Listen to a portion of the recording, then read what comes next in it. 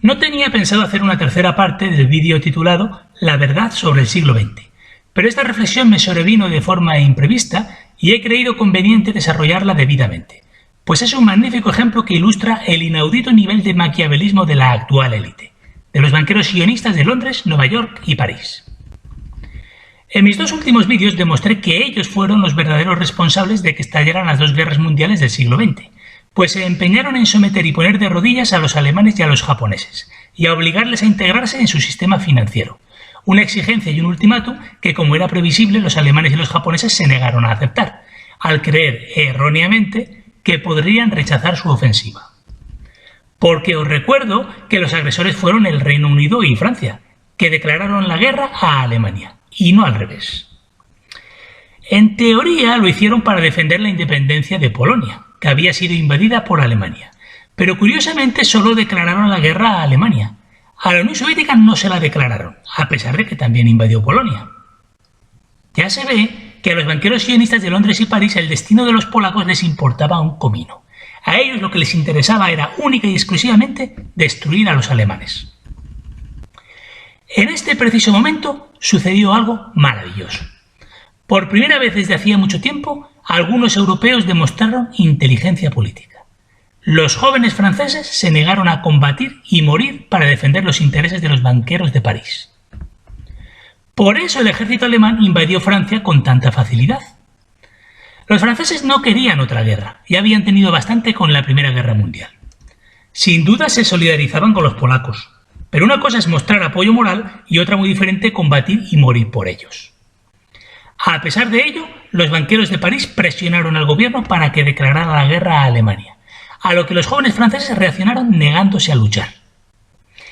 Esto es lo que pensaban los jóvenes franceses de los banqueros de París. Si tanto odiáis al actual gobierno alemán y a los alemanes en general, coged una ametralladora e id vosotros y vuestros hijos a Berlín. Nosotros no vamos a ir a vuestra guerra. ¡Bravo! Si los jóvenes alemanes y los jóvenes ingleses y norteamericanos hubieran hecho lo mismo, mejor les hubiera ido a todos. Por cierto, es evidente que los crímenes de guerra de los alemanes y de los japoneses en la Segunda Guerra Mundial fueron crímenes execrables. Eso no lo discute nadie. Pero nunca he entendido que los mayores críticos de estos crímenes sean los ingleses, los franceses y los norteamericanos, si tenemos en cuenta que ellos han matado a mucha más gente que los alemanes y los japoneses juntos. Pues no creo que los ingleses hayan sido capaces de conquistar todo esto y los franceses todo esto repartiendo caramelos, sin olvidar las atrocidades de los norteamericanos en Filipinas, Corea, Vietnam e Irak. Pero en fin, ya sabemos que en este mundo la hipocresía campa a sus anchas. Pero hoy no voy a hablar de estos conflictos. Hoy voy a hablar de la colonización del continente africano. El reparto de África se dilucidó en la Conferencia de Berlín en 1885. Este es el actual mapa de África. Y este es el reparto que se acordó en dicha conferencia internacional. Como podéis comprobar, los ingleses y los franceses, o sea, los banqueros sionistas de Londres y París, se quedaron con casi todo. Si bien dejaron un par de migajas considerables a los portugueses, como recompensa por ser tan buenos lacayos. Pero los ingleses y los franceses no pudieron evitar que los alemanes se adjudicaran 3 territorios, las actuales Namibia, Tanzania y Camerún. Si hubieran podido, lo habrían impedido, pero en ese momento Alemania se encontraba en una posición de fuerza y se salió con la suya. Podríamos decir que en este preciso momento se empezó a gestar la Primera Guerra Mundial, pues los banqueros sionistas de Londres y París llegaron a la conclusión de que había llegado la hora de parar los pies a esos impertinentes alemanes, aunque para eso todavía tuvieron que pasar 30 años. Aquí viene lo interesante. Como podéis comprobar en el mapa, los belgas se quedaron con el Congo, en el corazón de África. Y esta es la pregunta que nos tenemos que hacer. ¿Por qué los banqueros sionistas cedieron el control del riquísimo Congo al rey Leopoldo II de Bélgica? Además, como curiosidad os diré que el Congo no pertenecía al Estado belga o al Reino de Bélgica, sino que era una propiedad privada del rey Leopoldo, que constituyó una sociedad, es decir, que montó una empresa privada para explotar ese territorio, la Asociación Internacional del Congo, cuya bandera, oh casualidad, tenía una estrella de 5 puntas. Esto es interesantísimo, ya veréis. Cuando una potencia coloniza un territorio, lo hace para explotar sus riquezas, pero de alguna manera también adquiere un pequeño compromiso. Tiene que construir algunas escuelas y algunos hospitales para que nadie les acuse de ser unos vulgares piratas expoliadores. Y además la explotación se ha de realizar a un ritmo razonable, pues de lo contrario los habitantes de la colonia morirían en masa como consecuencia de ese brutal régimen de trabajos forzados. Esto da muy mala imagen al imperio que gestiona ese territorio de esa forma. Los banqueros sionistas de Londres y París efectivamente decidieron explotar de forma razonable todas sus colonias.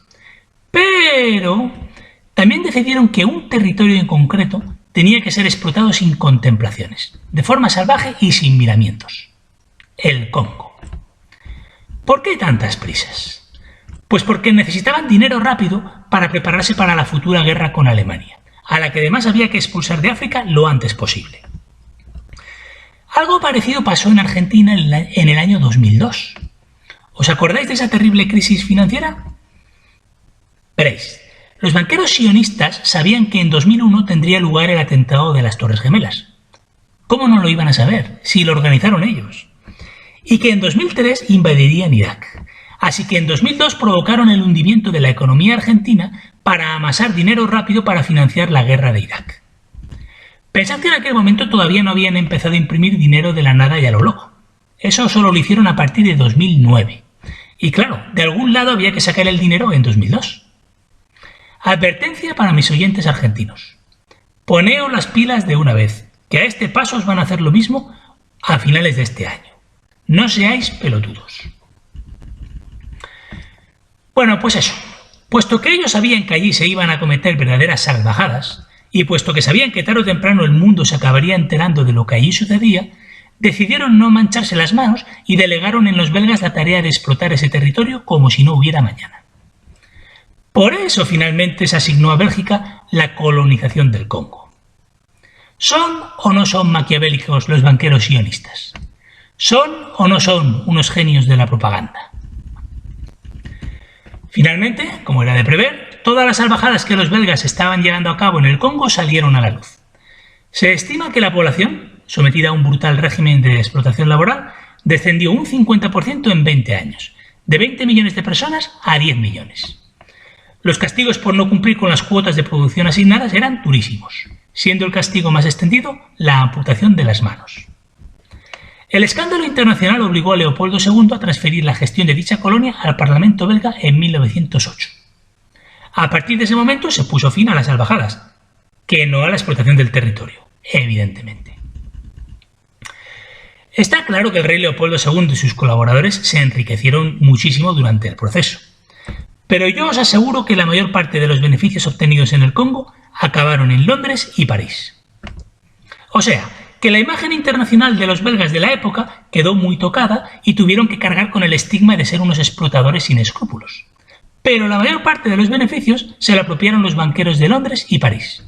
Un dinero que les vino muy bien para preparar la guerra contra Alemania, que empezaría poco después, en 1914. Tras la derrota de Alemania en la Primera Guerra Mundial, los vencedores les arrebataron sus ya de por sí escasas colonias.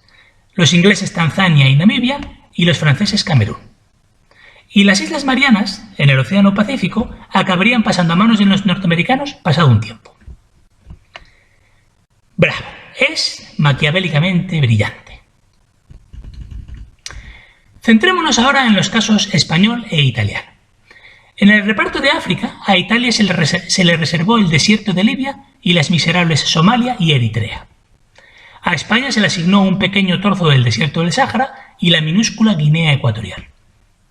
Y la franja costera del norte de Marruecos, pues los ingleses no querían que los franceses controlasen esas costas.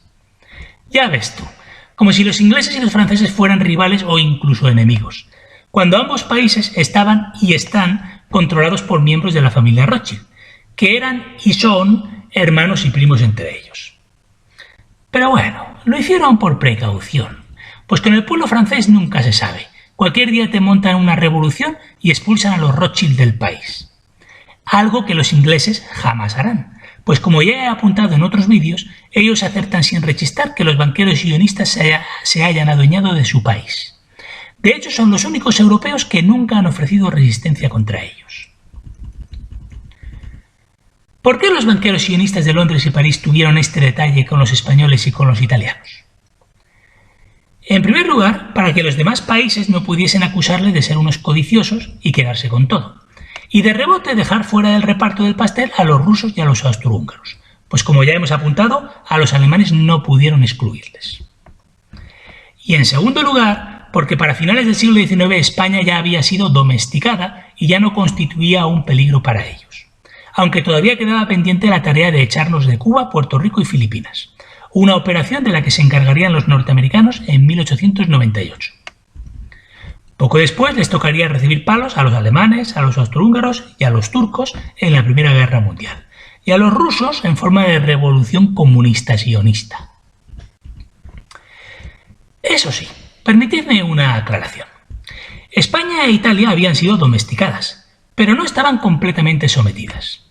Los agentes de los banqueros sionistas, los famosos masones, habían conseguido infiltrarse en las altas esferas políticas y empresariales de España e Italia, y tenían mucha influencia en estos dos países, pero no los controlaban. Una cosa es tener influencia y otra cosa es controlar. A quien sí controlaban completamente desde hace ya varios siglos es a los holandeses, a los portugueses y a los daneses, y por eso a estos países les permitieron conservar sus colonias. A Holanda, Indonesia y Surinam. A Portugal, Mozambique, Angola y la ciudad de Macao, en China. Y a Dinamarca, a la inmensa Groenlandia. Eso sí, de vez en cuando los ingleses se encaprichaban de uno de sus territorios y les echaban de allí sin contemplaciones. Echaron a los portugueses de Brasil y en 1900 echaron a los holandeses de Sudáfrica cuando vieron que allí había mucho oro y muchos diamantes. Si los ingleses tratan así a sus aliados, imaginad cómo tratan a sus enemigos. Por cierto, mucho me temo que los norteamericanos echarán dentro de poco a los daneses de Groenlandia. Tiempo al tiempo. A los españoles, que fuimos sus grandes enemigos entre 1500 y 1800, en cuanto pudieron nos echaron de todos lados. Por eso me parece extraño que ahora nos permitieran establecernos en el Sáhara Occidental y Guinea Ecuatorial. Pero bueno, ya veis que fue una cesión insignificante, testimonial, un trozo de desierto y una colonia de miniatura. Con los italianos hicieron lo mismo, les cedieron un árido desierto. Pero, alas, resulta que con el tiempo se dieron cuenta de que en el desierto de Libia había un montón de petróleo de excelente calidad, así que en 1945 rectificaron y echaron a los italianos de Libia. Ahora os daré la fecha en la que Italia y España cayeron definitivamente en manos de los banqueros sionistas de Londres y París, y Nueva York. Italia en 1945 y España en 1975. Acabaré con una reflexión que muestra el papel trascendental de España en la configuración del mundo y el devenir de la historia desde 1492. La actual élite que controla el mundo es la heredera de las alianzas que se forjaron de forma acelerada y antinatural hace 500 años para contener al naciente imperio español, que podríamos describir como el imperio inesperado. Me explico. Cuando los españoles descubrieron América y empezaron a explotar sus recursos, la monarquía hispánica se convirtió en un coloso militar. El temor a este nuevo e inesperado poder empujó a los franceses, a los ingleses, a los holandeses, a los portugueses, a los daneses y a los sionistas que moraban en Europa a unir sus fuerzas en una heterogénea alianza antiespañola. Y he aquí lo relevante a los efectos que nos ocupa. En muy poco tiempo, los sionistas se hicieron con el control de esta alianza antiespañola, supeditando a través de la manipulación a los demás, que se convirtieron en sus peones, en sus lacayos, casi en sus mayordomos. Hacia 1700 esta alianza finalmente consiguió doblegar a los españoles. Pero en ese momento los franceses por fin abrieron los ojos y se dieron cuenta de que no se trataba tan solo de una alianza antiespañola, sino que más bien era una alianza antilatina y anticatólica, por lo que Francia abandonó dicha liga y se alió con los españoles, lo que nos permitió obtener algunas brillantes e inesperadas victorias. Sin embargo, la alegría duró poco, Pues en 1789 los agentes masones a sueldo de los banqueros de Londres consiguieron que estallara la Revolución Francesa y de esta forma, en medio del caos, pusieron un pie en París. Afortunadamente en ese momento apareció en escena Napoleón, que durante un tiempo pudo contenerles, hasta que desgraciadamente cometió el fatídico error de invadir España y Rusia, lo que supuso su derrota total en 1815. Desde 1815, Francia está controlada por los banqueros sionistas. Los demás países europeos, como ya sabemos, cayeron en sus manos en 1945, excepto España, que mal que bien fue el último país en caer, en 1975, lo que demuestra una vez más que España, a pesar de su debilidad, es un país bastante peculiar, especial incluso, habitado por gente increíblemente obstinada y resistente. Hablo de las generaciones pasadas, claro, no de la actual. La actual generación es la peor que ha parido España desde aquella que se dejó conquistar por los musulmanes, allá por el 711. Mira, de hecho ambas generaciones tienen esto en común. ¡Qué casualidad!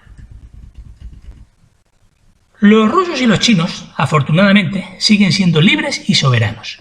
Ellos son nuestra última esperanza. Y por eso probablemente dentro de poco estallará la Tercera Guerra Mundial, pues los banqueros sionistas de Londres, París y Nueva York se han propuesto dominar el mundo, y Rusia y China son su último obstáculo. Mucha gente opina que lo que yo expongo en mis audios y vídeos es una teoría conspiratoria, conspiranoica incluso. Lo único que puedo decir al respecto es que me alegraría de que así fuera, pero desgraciadamente todo lo que digo es cierto. Y como diría Julio Iglesias, y lo sabes.